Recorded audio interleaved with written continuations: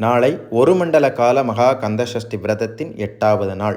தினம் ஒரு திருப்புகழ் அப்படிங்கிற வரிசையில் நம்ம இப்போ பார்க்க இருக்கிற திருப்புகழ் இந்த கால இளைஞர்களுக்கு மிக மிக பயனுள்ளதாக இருக்கும்.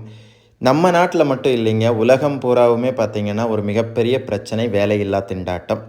வேலை கிடைக்கிறதே இந்த காலத்தில் பெரும்பாடாக இருக்கிறது. அதில் நமக்கு பிடித்த வேலை கிடைக்கிறது ரொம்ப ரொம்ப கஷ்டமாக இருக்கிறது.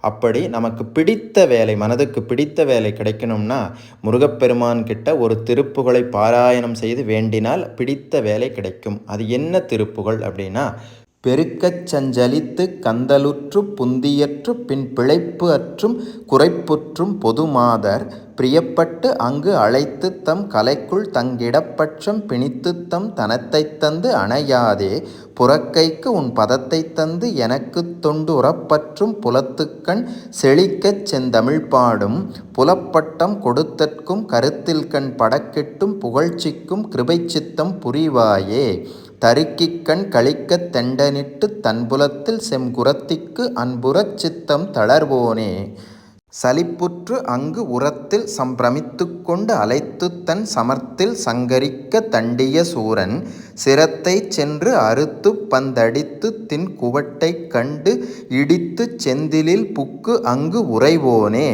சிறக்க அற்க அஞ்சு எழுத்து அத்தம் திருச்சிற்றம்பலத்து அத்தன் செவிக்கு பண்பு உற செப்பும் பெருமாளே.